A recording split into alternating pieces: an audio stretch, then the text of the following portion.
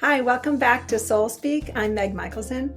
Thank you again for joining us. Today we have a really special guest. I have just a huge affinity, and I've never met this man, but his name is Robert Lee Camp, and he has influenced my life in so many ways over the past 20 years. So I'm thrilled to have him. Robert Lee wrote the books Love Card and Cards of the Destiny, and we're going to talk about those today. They have been extremely influential in my life and the lives of so many other people. So welcome, and thank you so much for being here today. Thank you, Meg. It's great to be here.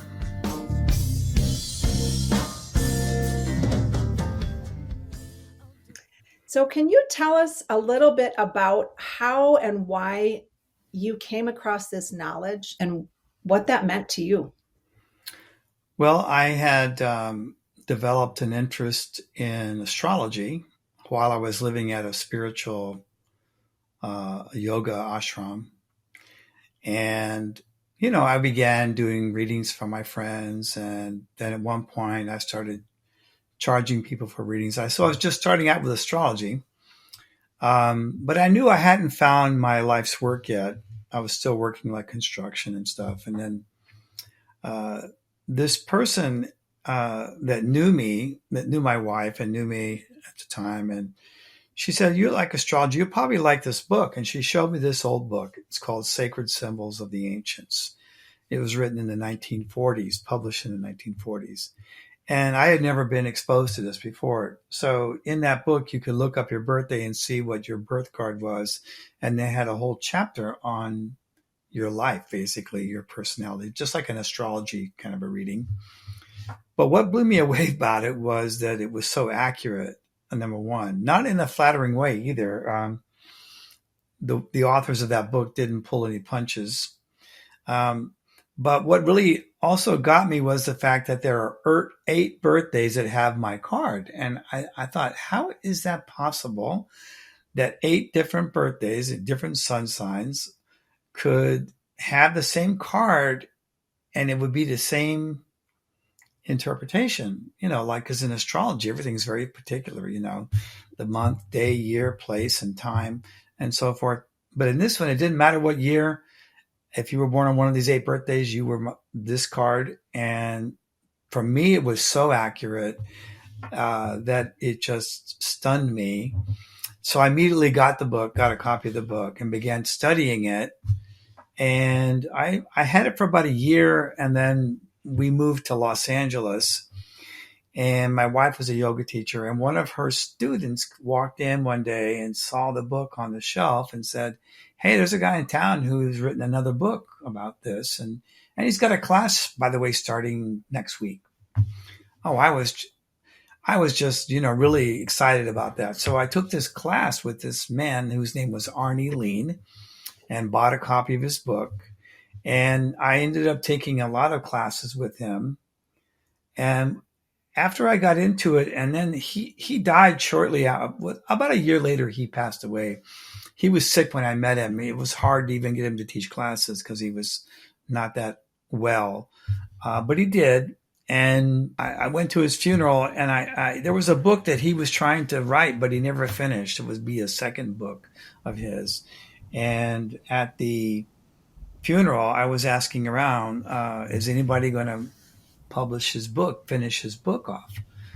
And I realized that the whole group of people, they were all very, very kind of selfishly oriented, and they were fighting over the rights to his book.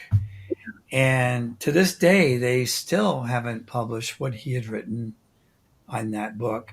And so I just said, well, heck with these people. They wouldn't even give me the time of day. I said, I'm just going to write the book myself. So I just sat down and started writing. And then I realized shortly after that this was really the thing I was looking for. The purpose of my life was to do this work. It just fit, everything about it just fit my, who I was and the things I had done in my past. All those things contributed to this work. My experience with programming computers and my artistic ability and so forth. These all came together, and it was just like, it was very scary in the beginning. I barely made enough money to survive, but it did continue, and I stayed with it, and it's been over 30 years now. Hey, listeners, thanks so much for being part of the Soul Speak world. Really appreciate that. As a gift back to you, I would love to have you try my services. Go to my website, megmichaelson.com, and click on the Transforming Yourself session. And in the discount code, I'm offering an 11% discount because 11 is a highly spiritual number. So at checkout, I'm offering podcast 11% off. So that's the code you're going to use. Podcast 11% off, and that is good through June 15th. Try my services and we'll get connected in a more intimate way. Thank you for listening. Wow. Well, I'm, for one, so thrilled that you took that journey, because I'm sure that was a lot.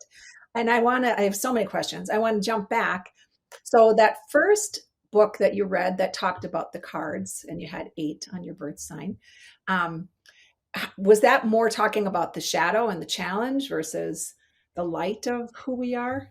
It was just saying in a matter-of-fact way about the personality and the karma associated with each card. It wasn't like focused on anything negatively. It was just a general information about every single card.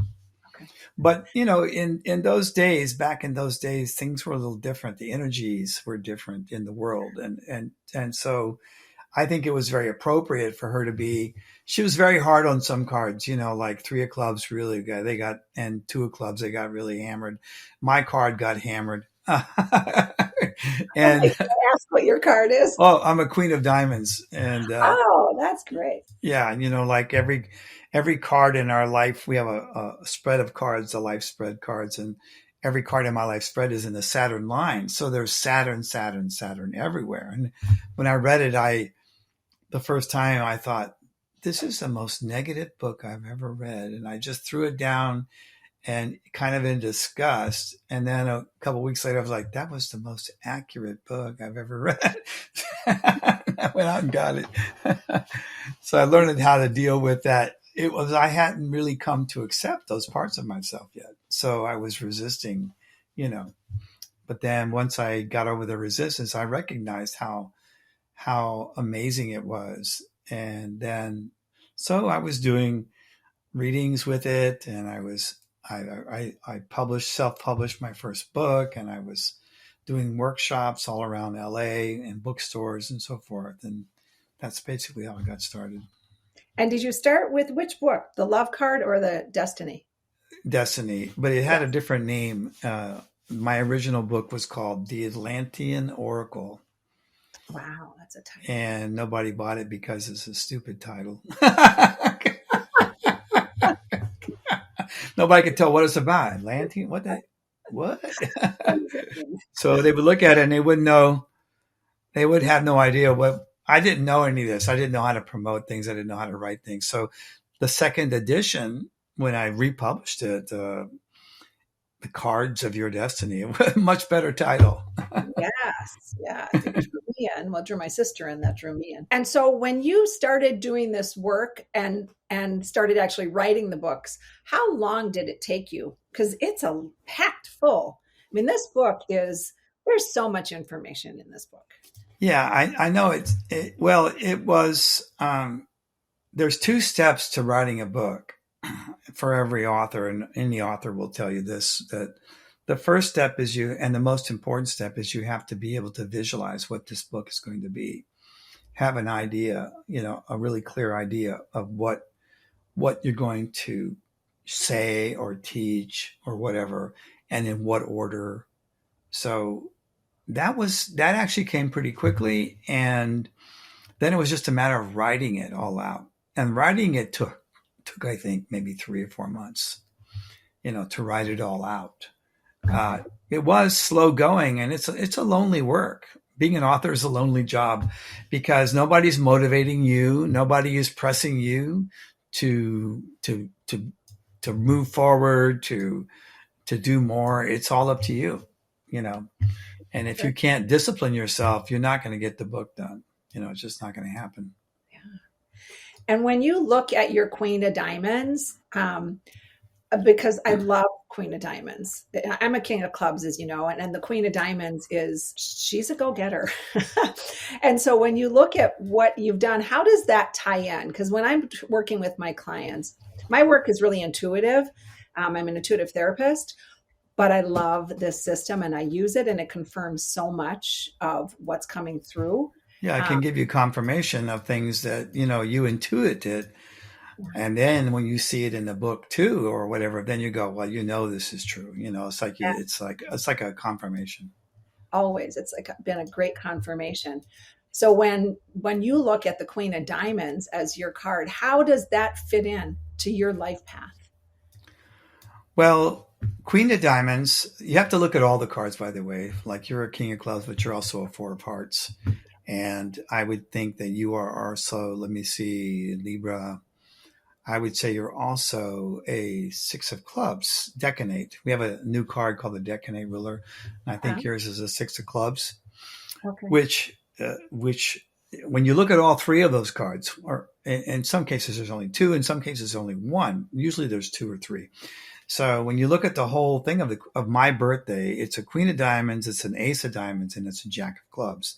So Queen of Diamonds being two diamonds, my life is it's really focused a lot on value, So my work with the cards, you could say that it's been about bringing the proper value to ancient spiritual knowledge. You know what I mean? And the knowledge part comes from my Jack of Clubs, which is, it's a club like you, a King of Clubs. You work with information. And I mean, before I discovered the Decanate ruling card, I never really understood really why would what in my cards would have me publishing books, because Queen of Diamonds and Ace of Diamonds together could be almost anything, Sure. as long as it makes money. Sure. Because it's diamond, it's about value. But the queens, king is a leader. You're a leader, okay? You're an authority, and you like being an authority. That's part of your role. Queen is an authority, but they do it in a more motherly way, like we're nurturing our students, our whatever, our clients. We want to nurture them with higher values. That's the highest expression of the Queen of Diamonds is, and you look at people like Susie Orman. She's a Queen of Diamonds, and she's all about people getting their money thing all figured out, and I mean, she's totally she's totally Queen of Diamonds when you look at her, and she's in a very loving, nurturing way. I mean, I think really in her heart she feels that like she's really trying to help people, and she has a lot of sympathy and empathy for their situations with their finances and so forth. So it's a nurturing kind of a higher value of like, hey, this is valuable. This is valuable, So it's been a lot about, a lot of it has been my own personal path has also been to be a champion for the higher value of this information. To not like when I first met my publisher, I was self-published for a long time, and then not by chance, nothing ever happens by chance, but I ended up getting a publisher that was interested in publishing my books, and they were all okay with it, but they wanted to charge less money. I was charging pretty much the same I'm charging today, $24.95 back then for my book. They wanted to sell it for $14.95. They said all books of this size are selling for $14.95. I said, no, I'm not going to. No, if you have to do it that way, I don't want to do the deal with you because I know what this book is worth. So, it's maintaining and being a champion for that value of this ancient knowledge. And the years later, they came back and said, "Oh, we're so glad that you stuck with your value, the price of the book." Yeah. So That's so important. And I'm going to say this multiple times because there's so many questions, but one of them, now that you brought it up, the decatant. So that decanate. is that in this book? No, it's not in the books yet. It's not in the book. Okay. It is on our website and our online reports and our online software, and all of our software. It's in there and it can be used. Okay. But you can just look up your six of clubs, and you can look at your relationships as the six of clubs with other people, and you can look at six of clubs, the life path, read about it. You'll find that you relate to it, because not all king of clubs are ambitious. Yeah. But six of clubs is very ambitious. Yeah. And actually, the six of clubs is my mom's card. Um, Oh, so that I love looking perfect. at families and seeing who's who and how they all interplay, Oh, yeah, and couples, of absolutely. course. Yeah, it's so nice to see, like, there's like a matrix of relationships in these in family situations, and you get to see, oh, so many, you learn so much so quickly from that, Yes. relationships. Yes. Yeah, these books are so valuable. Whoever is listening, if you don't have these books, and we'll talk about it at the end again. This They're, is like, I think about this sometimes, like this, and it has been for me, and it still is, and it is for you too. It becomes like a lifelong, like, assistant yes. that is there to give you information that you need when you need it, to make important decisions, to decide upon relationships. I mean, there's just, Yeah. it pretty much covers everything that's really important, you know. And that's a good segue, because one of my questions is, I've seen high numbers for some couples, and then even in my own personal life. And it matters with how you might get along. But where I notice, they have to be in the light, not the shadow of that number system, of whatever their piece is, because you can be highly compatible and that relationship can be a mess. Well, the first thing I teach this in my classes, like when you're doing a relationship reading, the very first thing to consider is, who are these two people? Because there are some birthdays, tons of them, that really can't make a relationship work unless they do tremendous amount of work on themselves, or have some major change in their life value or direction. I mean, people like fives and threes and some of the jacks, they're just like, I call them the unmarriageables, you know. I So was you married know, to a three. yeah. So you see, no matter how compatible you might be with somebody, like you could be super compatible with the devil, but the devil's still the devil. so we teach people to focus first, very very first and upfront, on the person. Who are we talking about here? Because it's a no-go from the get-go frequently, if it's a certain birthday of a person. It's not going to work. It's going to maybe last for a while. They'll change their mind, or they'll cheat on you, or they'll whatever, or they're just emotionally so, like, there are some birthdays that are so emotionally challenged that they would have to really, and honestly, I just don't see people doing it. I don't see people, very few, actually doing the work that's really needed to heal some of those emotional wounds that they're born with, or born into. And that's where I come in with my work. I work with them to move through into the light of whatever that is. And it is a lifelong, for all of us, it's a lifelong journey. Yeah, and you take cards like the Queen of Diamonds, mine, and you take a Six of Diamonds and a Two of Diamonds. These cards have very powerful emotional challenges. Even Queen of Clubs has some really strong emotional karma. Ace of Spades, Three of Diamonds. There's a list of cards that are just like, without some intervention on a spiritual level, like, and that means looking at themselves, their prospects for any kind of successful long-term relationship are really low. The And I possibilities. think this is accurate. I don't remember. I looked up a long time ago, because one of my favorite beings in all of this earth has been Fred Rogers. And he's a three of diamonds, I believe, as is Donald Trump.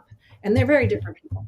Right. But there are three of diamonds on Well, it's going to play out. It's going to play out in certain ways, like they're different people, but they're probably different birthdays. They have different ruling cards. Yeah. Donald Trump is also an Ace of Spades. He's very insecure internally. That's why he's always bragging about himself, because he's so insecure. He's trying to, like, pump himself up and so forth. And then he just but also the ace of spades are super smart. So he's very intellectually, very, very smart. He's a Gemini too. So Geminis tend to be kind of smart too. So he's highly intelligent, insecure, and me oriented. And he has that 3, so he worries a lot, And that's always how are they going to work to get to that light of whatever that is, and not get Well, stuck. first of all, very few people are really interested in finding their own light or the light within. But that's our job. Like my job is to. Well, that's mine too. I make it available, but I don't expect it. So many people just buy my books. I had a whole bunch of people in Vegas. They just used the system to try to make money in gambling. That was their whole thing. Yeah. I mean, I got invited to teach a class there. This was a long time ago, like 20 some years ago.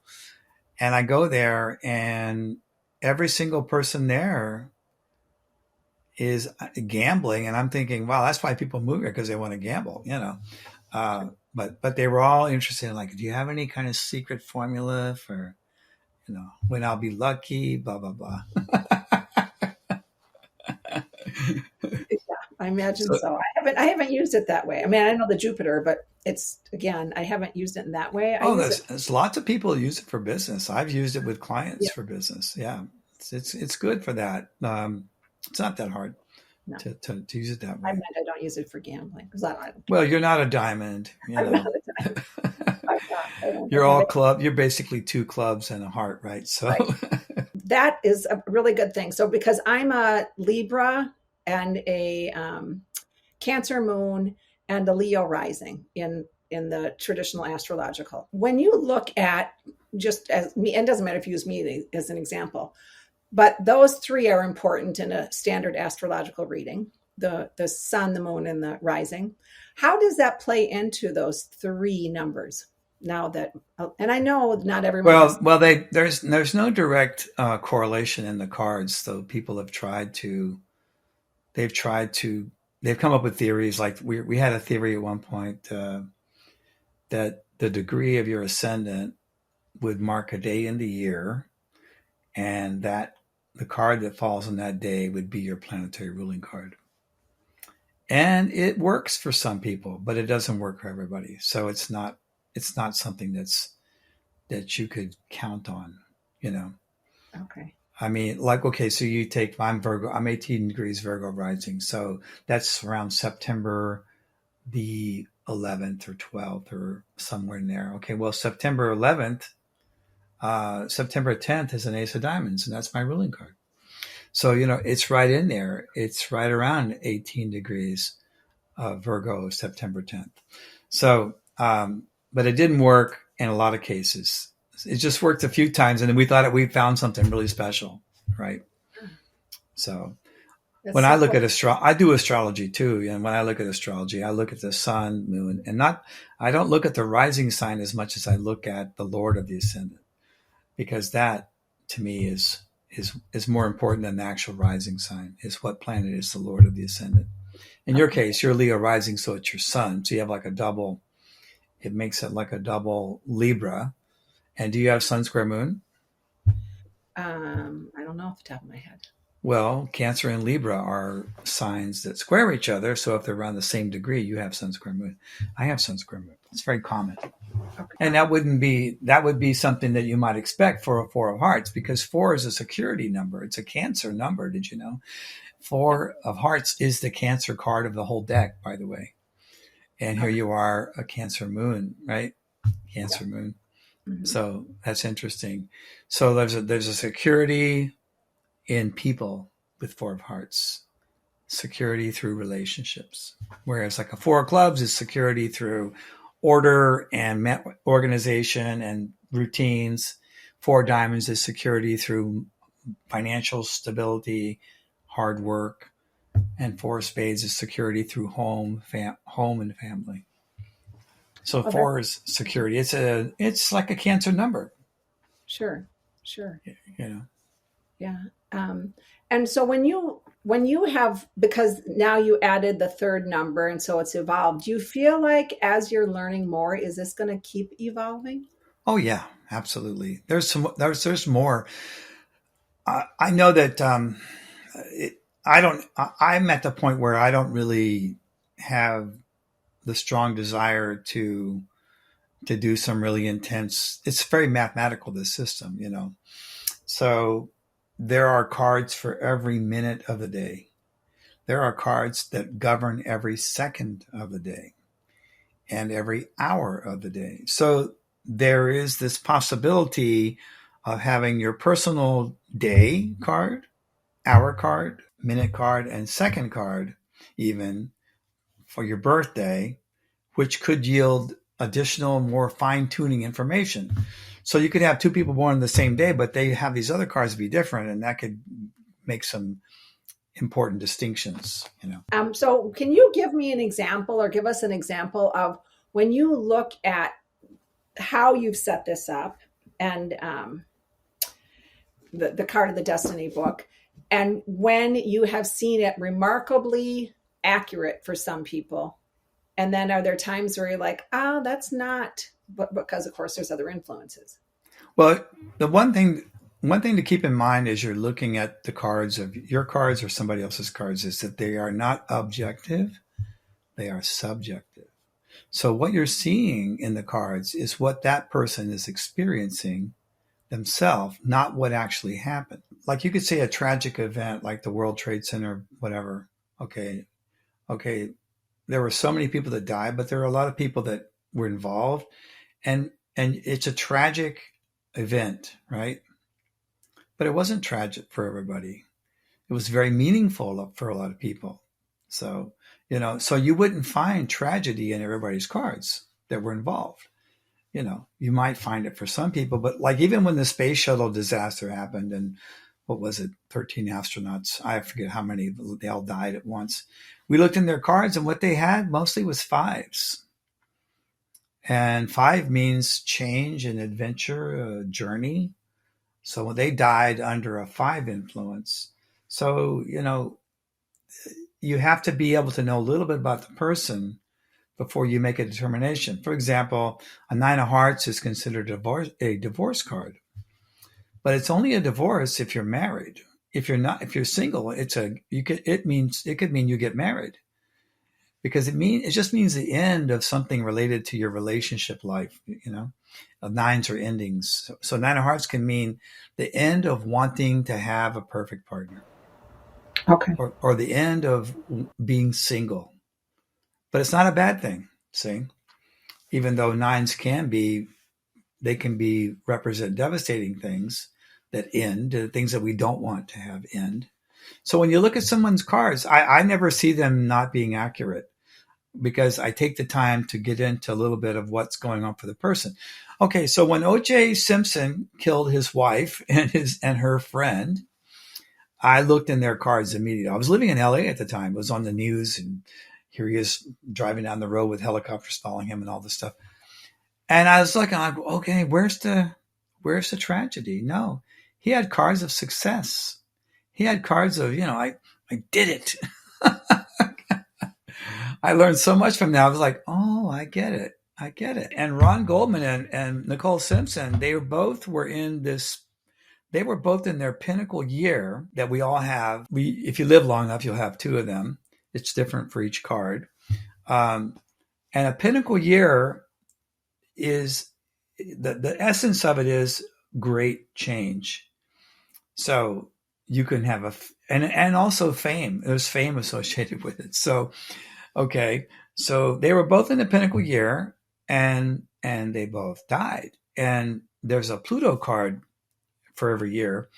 And the Pluto card, whatever card you are, if you're in your pinnacle year, there's an underlying card of the Ace of Spades that's underneath your Pluto card. Whatever your Pluto card is, the underlying card is the Ace of Spades, which is the Pluto card of the whole deck. So it's the card of death and rebirth. It's a transformation card, right? So people do die in their pinnacle year. Not often, but they do. And Nicole had OJ's card as her Pluto card that year. You know, Really? It could have been almost predicted. She was a king of clubs, by the way. She was a Taurus king of clubs. Okay. And, So does that answer your question? I'm not sure if Yeah. I went No, off that's too really far. good. So when you have a death in the family, because when I like to look at that, what day did they die? You know, whoever is in my family, the that occurred, and yeah, I mean, it's not always the ace of spades. Now see, as a four of hearts, you would assume you might make the assumption right off the get go that a death in the family would be a tragedy. Well, yeah, not for me personally. It's not. Not for me personally, as far as because I get transcendence. It may Um, be it may be a tragedy for some people that were involved, like the spouse or the other. Like I have four sisters and a brother, and when my dad died, it was a non-event for me. But my younger sister was very attached to him, and it was tragic for her. so See, it was that your cards would have been very different. Yeah, that's a great point. That's what I mean. There is this. yeah, it Um, didn't even appear in my cards yeah. because it didn't matter. But to my sister, it really mattered, and it showed up Okay. in her cards. Because my mom passed away, and I just was curious because I didn't look at everyone's cards because I didn't. But it's to look at. I wonder Well, how. look at the people that it affected the most, and then that's where you'll see the cards there. You know. Okay, sure. I That's was once asked to predict whether this Chinese Olympian who was a hurdle jumper was going to win. Everybody in China was rooting for him and wanted him to win. This was about, I don't know, when it's 10, 15 years ago. And I looked in his cards and he had like nothing. It just nothing. It just, you know, nothing good, nothing bad, just nothing. But his trainer's cards had cards of real big disappointment, and he lost. He didn't even make it into the he lost in the what do they call it, the preliminaries. He lost out in the preliminaries. Didn't even make it to the actual big race. Okay, and it turns out that he was very unhappy with being this celebrity and this and being having so much pressure put on him. It's basically like he actually unconsciously caused himself to trip and lose. And he wasn't upset about it, but his trainer was very upset about it. And he had the cards of disappointment and, tragedy, you might say. so. I don't know if I read it in your books or somewhere else that a playing deck of cards that was not actually created as a game. It was created as an oracle tool. It was created to be, yes, it was used in the first book ever published about this system was published, that was made public, was in 1894. It's called The Mystic Test Book by a man named Olney Richmond. You can still get copies of it because it's been reprinted over and over again. And he talks a little bit in the beginning of the book about the history of the system. He says it came from Atlantis over 20,000 years ago. And that was passed down to all these ancient civilizations. He said every major ancient civilization on Earth claims to have invented the cards, which tells you that it came before them. Like the Chinese, people from India, they all think they invented the cards. But no, it was something before all of them. So when you look at the deck of cards, it's the only card system, the only one, and that excludes tarot and all the other varieties of cards out there, card methods or whatever. It's the only one that exactly matches the calendar of the earth and the cycles of the earth. All the numeric values in a deck of cards are in our cycles of the earth. As a matter of fact, when you add up all the numbers in a deck of cards, like the ace being a 1, jacks are 11, queens are 12s, kings are 13. When you add up the entire deck, you get 365. There's no other card deck out there that does that. There are 13 cards in every suit. There are 13 full moons every year. The word month comes from the word moon. There's supposed to be 13 months in a year, each 28 days. That would be the perfect calendar because there are 13 lunar cycles, right? And 13 full moons, 13 new moons, so forth. So you have this deck of cards it's like a symbolic representation of the cycles of planet Earth. So these ancients who basically created this, they also knew that the day you were born, it's represented by a card. They had it all worked out. There's actually a formula, a mathematical formula that I was taught that you can just calculate a person's birth card from their birthday in your head, so you don't have to look it up. It's not that hard to do, but it's mathematical. It's all connected. So it's basically, we're looking at, and if you know how these yearly spreads were derived, they're derived from a process called quadration, which you can do manually with a deck of cards. If you knew how that was, you could be in prison, and with a deck of cards, you could create this entire system and have it at your disposal easily, just from understanding that. So this system was created by very high spiritual beings to be used for spiritual purposes. It was only used by the priests in the temples until we went into this dark age. I don't know how long ago, but only Richmond in his book said that as the order of the Magi, which he was a Grand Master, and I'm also a Grand Master, he was instructed to keep this knowledge secret until a certain date. And then he published his first book in 1894. And he actually points to a passage in Revelations of the Bible where the angel, this man is given the instruction to keep this knowledge silent until the time is right. It's in chapter 10 of Revelations where there's an angel and she has a little book in her hands. What's a little book? It's the deck of cards, see, which had the knowledge of the seven thunders, which are the seven planets. That's where I got the name Seven Thunders for my website. Did I overwhelm you there? No, that was fantastic. I have questions from that. So yeah, that's really helpful because I didn't know the history. I just had read that, and probably in this book, that the card system was not a playing deck, and of course that's what people use it for. Yeah, and it's funny, it's like the world's greatest secret hidden in plain sight.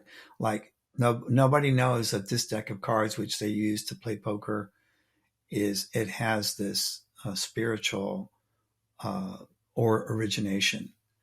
And only Richmond even points out, he says that people that manufacture decks of cards, they always try to make new decks with different faces on them. And he says they never sell because there's a potency, he calls it a spiritual potency in the deck of cards, which are meant to maintain the symbolism on the face cards and on all the cards. Even the arrangement of the spots on the cards are significant. They could be arranged in lots of different ways, the sevens, fives, nines, threes even. But the way they're arranged is significant. There's a symbolism to that. Like the 5 is a cross, and people who are 5s often have a grand cross in their natal chart. It's very common for 5 people to have a lot of planets squaring and opposing each other. The Love Card book. How long after the Cards of Your Destiny did you start the Love Card book, and what led you to that? Well, I knew I had to write it at some point, but I felt like in the beginning, I didn't have enough knowledge or experience to actually write that book and have it be effective. I needed some time. So I'm trying to think exactly how long it was after the Cards of Your Destiny. I would say it was only maybe 2 or 3 years after the second edition of the Cards of Your Destiny came out, like not the Atlantean Oracle edition, but the next one, which was the Cards of Your Destiny. After that came out, it was, I think, only about 2 or 3 years when I wrote I was ready to write the Love Cards book and get it out there. I mean, it had to be written. It's like the natal chart in astrology. It had to be, people needed that. So it was just a matter of time. Yeah. And it is really helpful to people. And I really appreciate what you said earlier about it is way more helpful when you don't do it surface, when you really look at it and what is the person like that you're talking about. Yeah. I mean, I don't give that advice in the book. I would now, if I rewrote it, I would definitely give that advice now. I would say, hey, when you're looking at a relationship, the first step would be, who is this person? Are they marriageable? Why are you attracted to them if they're one of these cards? I mean, I've had so many clients, thousands of readings, and people come to me and are like attracted to somebody who's unavailable. I'm like, why are you attracted to somebody that you can't have? And what's your obsession that you think you have to have them? It's all leading us inside to something in here. Absolutely. Do you think that has something to do, well, of course, it has something to do with the cards, but, and of course, childhood wounding. But do you notice that pattern? Like I really notice a lot, of course, with the seeker card, not always unfaithful, but there's this insatiable thirst that never gets quenched. What's the seeker card? I'm sorry. The seeker card is the 5 of diamonds, right? Oh, the seeker of worth card is Seeker 5 of worth. diamonds. Yep. Yeah. All the 5s are like that. You have to understand how the numbers work. I have a book that we sell on my website called The Science of Numbers, where I discuss how numbers evolve from the ace to 2 and 3 and 4, and how that has an effect on the expression of that card. So all the 5s have evolved from 4. 4 is security and stability. Okay. But when you have been in security and stability for a certain length of time, it becomes a prison. It becomes something that you can't wait to get out of. It becomes like a stinky old box that you don't want to go back in for any reason. So 5s, not all of them, not every single one of them, but most of them, they avoid commitment things that are going to force them into a certain box. You understand? Yeah, very well. I mean, I have a spiritual teacher who's a 5 of diamonds, and her wedding vows were no promises.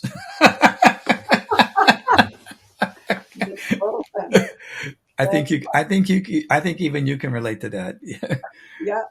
Even though King of Clubs are you have a very marriageable birthday.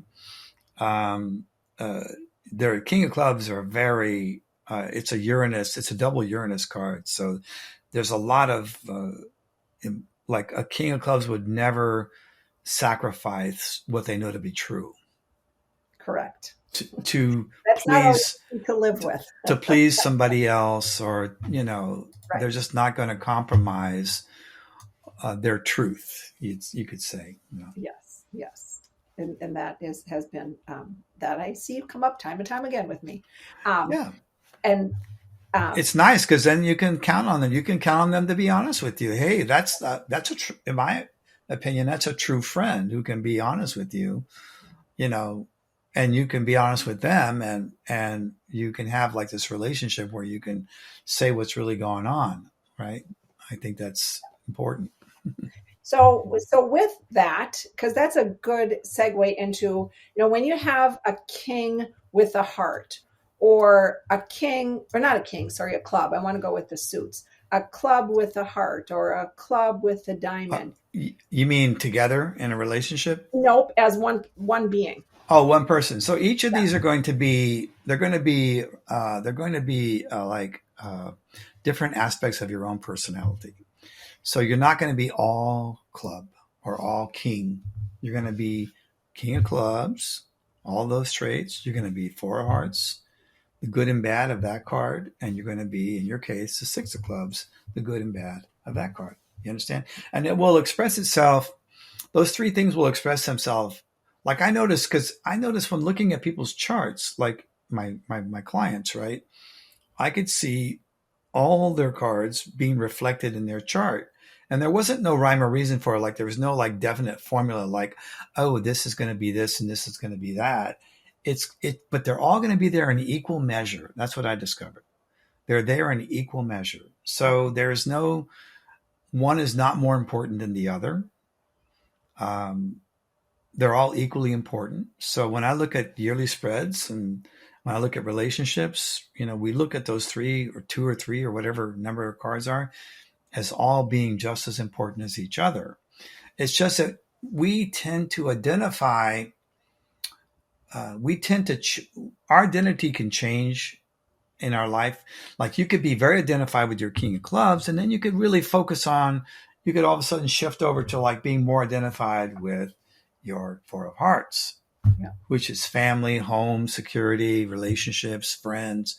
Or you could move over to your Six of Clubs and you would be like, I really want to make something of myself. I want to really achieve something, blah, blah, blah. So I've had people like, I would tell them what their birth card was and give them a little thing. They go, that's not really me. And then I would tell them that their ruling card and they would go, that's definitely me. So they're identified more with this card at a certain time. But they're all there. They're all there in this, and they will all appear over the course of their lifetime. And some will be more important at certain stages, and some will be focused on more, right? So that's basically how it works. Yeah, that makes a lot of sense. And some of the cards, and I don't know off the top of my head, you will, is it the August birthdays that only have one card, but Scorpio has three. So Scorpio. Leos, they're ruled by the sun. You're Leo rising, so that your sun is the lord of your chart. So the sun card is your birth card. So basically, what a Leo is a double of their birth card. They don't really just have one card. They have two, but they're the same card. So that's why Leos are more dramatic. They're more dramatic versions of their card because they're a double of their card. And if they're born in the first 9 to 10 days of Leo, which Leo starts in July also, by the way, like July 23rd or so, if they're in those first 9 or 10 days, they're a triple of their card because their decade is also the same as their birth card. So when you meet people like that are Leos in those first, from like July 23rd to, let's say, August the 2nd, somewhere in there, these people are going to be dramatic examples of their card, of that one card, you see. Even though they are three cards, they're all the same card. Mm-hmm. That really makes sense. This has been great for me because it's putting so many things together. And then when you look at the November or the Scorpio cards, they have three, and a lot of the other cards, of course, only have two. And I'm talking about in your original books. Yeah, they have three because Scorpio is ruled by two planets. It's ruled by Mars and Pluto. The ruling card comes from the planet that rules your sun sign. Okay. You're a Libra. So your ruling card, Libra is ruled by Venus, right? So the Venus card in your life spread is your planetary ruling card, the Four of Hearts, you see. All King of Clubs have the Four of Hearts in Venus, but only the Taurus and the Libra ones have it as a ruling card, which places even greater emphasis on it. Do you understand? Yes. Yeah. Yeah.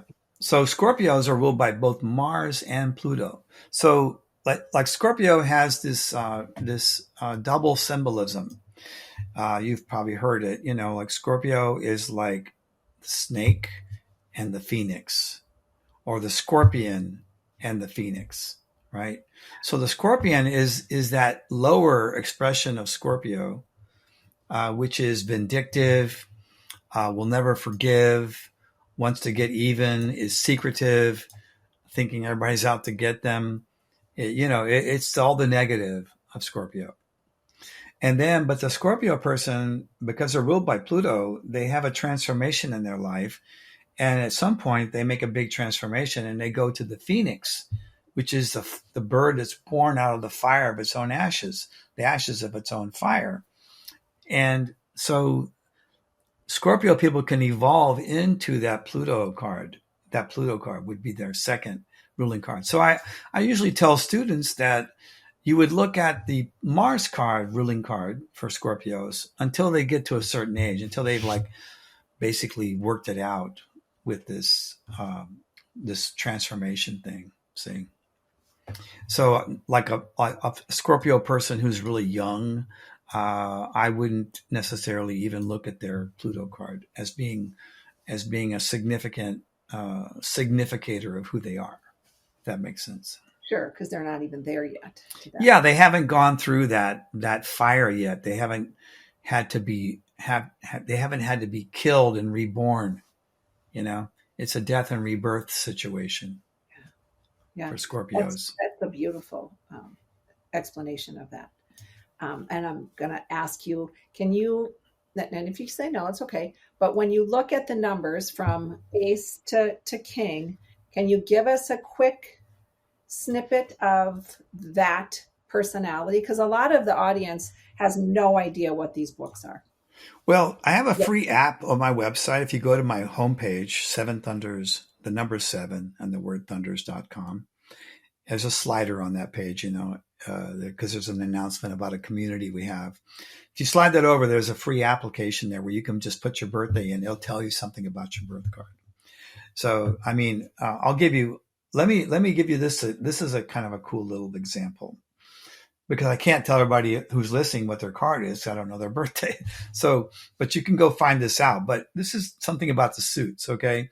Let's say you take a person of each suit, like a heart person, a club, a diamond, and a spade, and you take them into this room and you show them a painting that's hanging on the wall and you watch their reactions. So the heart person will look at that and go, I really feel the love in that. See, I really feel like the love that was put into this painting. Okay, that's going to be the heart.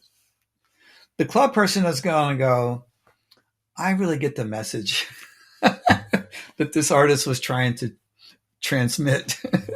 You relate to that? Okay, the diamond person goes, how much does it cost? Yeah, is it worth it? I don't think that's worth $5,000. Forget it. Okay, that's the diamond person. And the spade is looking at it and going, wow, look at the look at the work that was done to create this painting. Look at the technique. And the spade person is looking at like, how would I do this? Like, they're like doers, right? So they're all about the doing of the thing. So you have this basic difference in the different suits, you see? Yes, absolutely. And it's a nice little fun example of how that works. Yeah, that's really helpful. Because when I have talked to people about these books, and I just actually, one of my friends who had never seen the books, she's a newer friend, and she was so blown away. She's like, oh my gosh, I have to get them. And then you have to teach me how to use them. I'm like, well, that's my ability because I'm not you. I'm not Robert. Well, I want to do one more question. Yeah. And then certainly if you have anything else you want to add. But when you look at these, because as much as I would love everyone to learn this and use it as much as I have used it, they won't all. How can these books be best used and to someone's greatest good if they're not going to do them as thoroughly as you have? Well, I mean, you can get value from the book right away. First of all, in the Love Cards book, people just reading about their birth card, they often have like a transformative experience just from that, because they have a description of their life there that is not judgmental, but gives them permission to be who they really are. So I get a lot of feedback from people that the book really helped them to accept who they are and what kind of person they are, and not to be fighting with that so much. Because a lot of people are fighting with who they are. Like, I'm supposed to be this. My parents want me to be this. My whatever. I should be like this, but why am I not like this? So there's that benefit. And then you got in the Love Cards book, they can look up everybody they know and get to know who people in their life really are and how they connect with them. Well, that's priceless, in my opinion. And then it's not hard to do a yearly reading with the cards of your destiny. I wanted to mention this because if you go buy the book or just go look at the book, you're going to open it up and go, oh my God, this looks so complicated. But if you just read the first 20 pages or so, it takes you right into how to do the reading. And it's really quite simple. Anybody can be doing their first reading about themselves within an hour of picking up the book. So, and they'll get information from that. They'll get information about the current period. They can go back and look in the past and see if it's accurate or not. They can test it. So, I actually tell people, don't believe in this system. Test it for yourself. Test it. See if it's accurate or not. Don't just give your belief over to it. I don't recommend people do that for anything, for any books. We tend to believe that as a culture, we tend to believe anything in print must be right. It's like when people, it's another example of that is people believe that anything that's being sold in their supermarket must be okay for them to eat, and like 93%, 83%, I just heard this recently, 83% of stuff in their average supermarket store is not good for you, is highly processed. And that's really going to lead to health problems. So don't believe what you read, but test it. And if it validates for you, then this is the right thing for you. That's how I look at it. When you look at what you have learned up to this point through this, because this has been, a long journey for you. Yeah, over 30 years now. Wow. Yeah. And you're still learning because you're still working with it. And now you added another system. And so what do you feel like, where is this going to go beyond this? Do you have any idea? If you could intuit. Well, there's a new generation of people coming into using this system, and it's going to be, and we're in this Aquarian age, 2024 will always be known as the year of AI. You'll see this in the future. It's the year that AI came in. So we're headed towards more of that, like robotics, artificial things, and, all this stuff that we've been watching in Star Trek movies and so forth is all coming to pass. And this system will evolve to match society. And new people will come in and they will do some similar things that I've done, write books or other stuff. We have right now, we're in the process of transforming our whole web experience and making it more accessible to people that have never heard of the system. So you're going to see changes just in what I'm doing, but I expect there's going to be even more, as we go in the future. I don't think it'll ever become out of style. It'll never become useless. It'll never become, something that was good but is not good anymore. We have all these new kinds of astrology coming out. We have, what's that one that everybody likes so much, where you're like a manifesting generator or this and that. Oh, sure. Yes. Yeah. So, there's all kinds of things going to be coming out. But, in my whole purpose in my life has been to bring knowledge from the past that's really good knowledge into this present time, because this is actually the darkest period in history that we're in right now. And it's going to last for a long time. So all the things that are new that are being discovered, I don't have a lot of faith in. But there are people, we have a group, we're training people. We have a yearly training program. This is our third year we're completing right now. And we're training people to be like certified card readers, learning the system in the best way possible. And these people are going to continue to carry this forth into the future. I think we're going to see more of it showing up in the world. I think that's going to happen. That's what we're working on. I think we're going to see it become more common knowledge, as we go. 30 years and I've sold, a couple 100,000 books, but we're still just barely scratching the surface of people who know about this, so it's kind of exciting. I feel like I've done enough. I can kind of semi-retire now. And yet you're still teaching, and people can find that on your website. Yeah. Mm-hmm. And are you still doing private sessions? Oh yeah. Yeah. I love doing readings for people. I just love being able to help in that way, being able to like really help them clear up their confusion about, what's going on in their life and why they're in this situation, that relationship, or, I don't know. I get a lot of joy from that. So I'll probably do that until I get really super old. It's a beautiful gift. Thank you. Thank you. Anything else that I haven't asked or that you would like to bring up? So just really quick, we have another little website just for people that are absolute beginners. If any of your listeners are absolute beginners, we have another website called knowmydestiny.com. And there's a free course on there that you can sign up for. And it'll just take you through the basics of the system right from the very start, one day at a time. So it's a lot of fun. It's free, and they can enjoy that if they want to. That's cool. Thank you. Yeah, yeah, absolutely. We will send people to your website. And I want to bring these up again because I so highly value the system. And if you want to learn more, go to Robert's website, order the books. They're phenomenal, and they do take time. So as he said, don't let it overwhelm you, because you don't have to learn it all in a day, which you won't, because you won't. Well, But you will be able to do readings right away. But to become a master of it is going to take a little while, to really understand it.